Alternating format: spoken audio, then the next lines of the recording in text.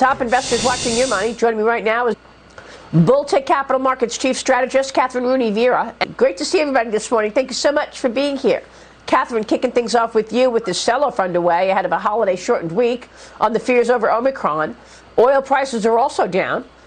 We've got cases surging in both Europe and the United States. Investors are worried that this, we'll see new restrictions, and that's going to hurt demand. Let me just show you, Kathryn, what's going on in Europe, for example, because you've got the Netherlands among the first countries to almost pretty much shut down. Right? I mean, they have shut down schools. They've shut down entertainment.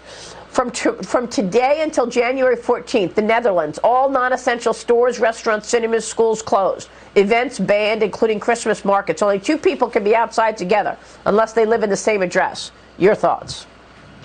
This affects inflation, and that's, I think, what the market is really scared about. So you have closures, sporadic and perhaps localized. But those sporadic and localized economic closures impact the supply chain and the disruptions that have caused these bottlenecks in the system, and that affects inflation. I think that's what the market's scared about because, Maria, the fact is that if inflation gets worse, thank goodness the Fed decided that it's going to be an inflation targeter again, and last week stated that, inflation is not temporary. They were mistaken with saying it's temporary, and the fact is that they need to hike rates sooner and perhaps more than the market originally thought.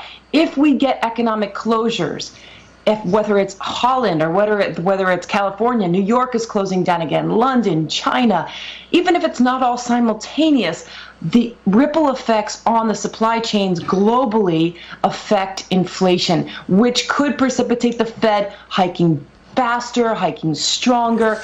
And the markets are also reacting negatively, Maria, of course, because we got, the punch bowl pulled from the fiscal part of it, because Manchin decided that additional multi-trillion-dollar package was perhaps irresponsible when, in fact, of course, it was. And we have fiscal deficits in double digits. So, I think in the end, the market is correcting, but I think it's healthy. I suspect that the Omicron variant will have an impact both on economic activity and inflation.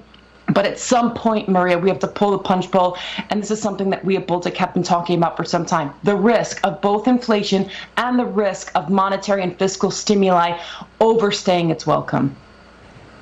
So is this sell-off then, do you think this is warranted, given the worries that we're talking about regarding the potential for more cases?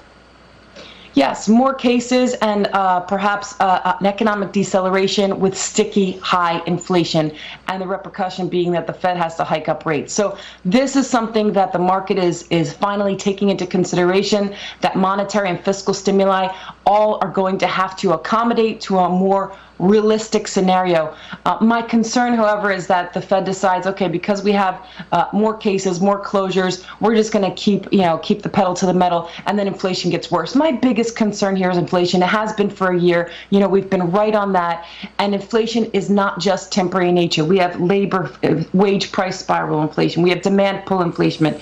We have fiscal stimuli. So inflation is the biggest concern. Stay long inflation sensitive and rate sensitive sectors. Stay long gold, stay long tips, protect your portfolio. Yes, keep a position in risk assets, but please defend and protect your portfolios. Kathryn Rooney Vera, always a pleasure. Merry Christmas, everybody. Thanks so much for being here.